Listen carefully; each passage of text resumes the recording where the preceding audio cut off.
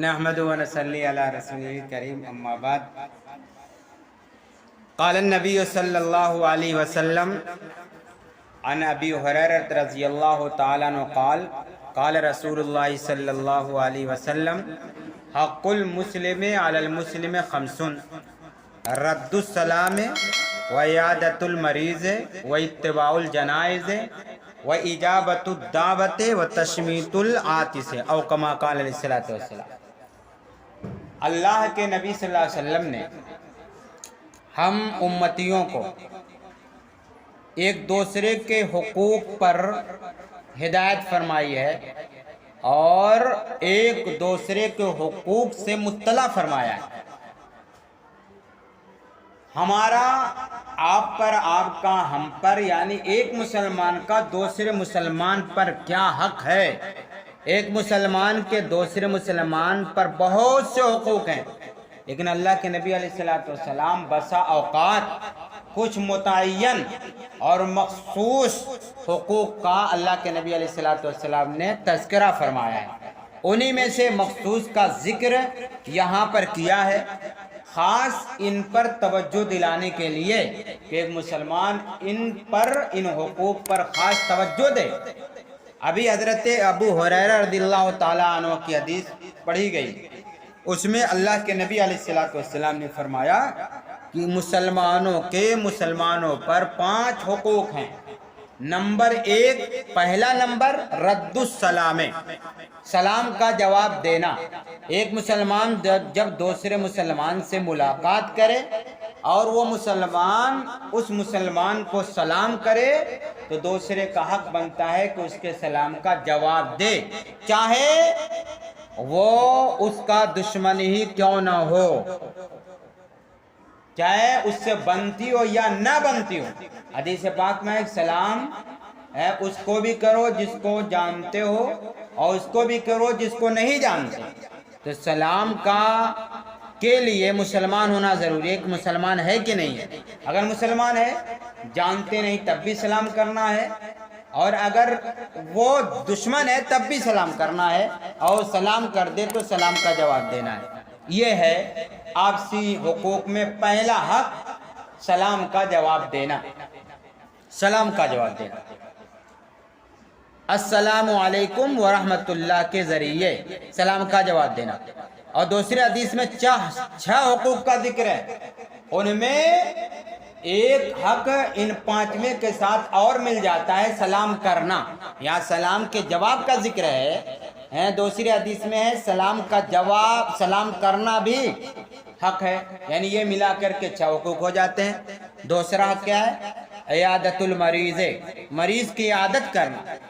کسی کے متعلق پتہ چل گیا، پڑوسی ہو، تعلقاتی ہو، مسلمان ہو، رشتہ دار ہو، پتہ چل گیا بیمار ہے تو اس کی عیادت کرنا یہ بھی حق بنتا ہے۔ رشتہ دار میں کوئی بیمار پڑ جائے اس کی عیادت کرنا یہ حق ہے، اس لیے ان حقوق کا پاس و لحاظ ہونا چاہیے۔ اللہ کے نبی صلی اللہ علیہ وسلم چاہتے ہیں کہ مسلمان آپس میں مل جل کر رہے، اور کیسے رہے گا؟ محبت پیدا ہو۔ کیسے محبت پیدا ہوگی؟ سلام سے ہوگی۔ کیسے ہوگی؟ مریض کی عیادت سے ہوگی، مزاج پرسی سے ہوگی۔ تیسرا کیا حق ہے؟ اتباع الجنائز، جنازوں کے پیچھے جانا۔ جب کسی مسلمان کو کسی مسلمان کے انتقال کی خبر پہنچ جائے، مل جائے اور پہنچنا اس کے لیے ممکن ہو تو وہ پہنچے، خصوصاً پاس پڑوس کے ہوں، محلے ٹولے کے ہوں، رشتہ دار کے ہوں، تو ایسے جنازوں میں ضرور شریک ہو، تو جنازے کے پیچھے جانا۔ اور چوتھا حق ہے کوئی دعوت دے تو دعوت کو قبول کرنا۔ اس میں کچھ تفصیل ہے، وہ یہ ہے کہ دعوت دینے والا کیا ہے، کیسا نہیں ہے۔ ایرے خیرے نتھے کی دعوت نہیں، اسلام کے اصول کے مطابق جو دعوت ہے، شادی بیاہ میں جو شادی بیاہ اسلام اور شریعت قاعدے قانون کے تحت ہو رہے ہیں، اس میں کھلم کھلا شریعت کے خلاف کوئی چیز نہیں ہے، کوئی امر نہیں ہے، اور ایسا آدمی دعوت دے رہا ہے تو اس کی دعوت کو قبول کرنا چاہیے۔ لیکن اگر ایسا آدمی ہے جس کی کمائی حرام کی ہے، مثال کے طور پر، اور اس کی حرام کی کمائی ایک دم مشہور ہے، معروف ہے، اگر ایسا دعوت کرے، کسی کو دعوت دے تو اس کی دعوت تھوڑی قبول کرنی ہے۔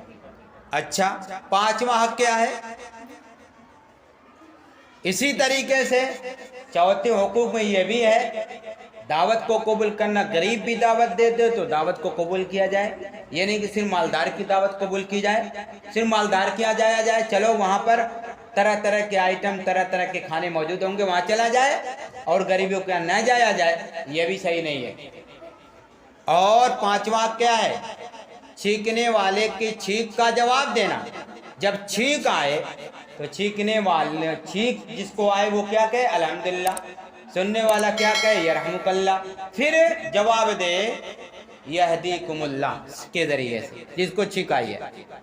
اللہ تعالیٰ اس کے ذریعے سے یہ بتانا چاہتے ہیں کہ دیکھو چھینک آ گئی، یہ چھینک تمہاری بہت بڑی نعمت ثابت ہے، کیونکہ چھینک آنے سے جو جسم کے اندر بہت ساری وہ ہوائیں جمع ہو جاتی ہیں، جن ہواؤں کے آنے سے جسم پریشان ہو جائے گا، بیماری مبتلا ہو جائے گا، چھینک آنے سے وہ ہوائیں نکلتی ہیں، اور انسان اپنے آپ کو چھینک آنے کے بعد بہت کیا ہے فرحت محسوس کرتا ہے، اور بہت ہی اپنے آپ میں کیا ہے ہلکا پن محسوس کرتا ہے، اور اپنے آپ کو فری دیکھتا ہے، اور بالکل فریش ہو جاتا ہے۔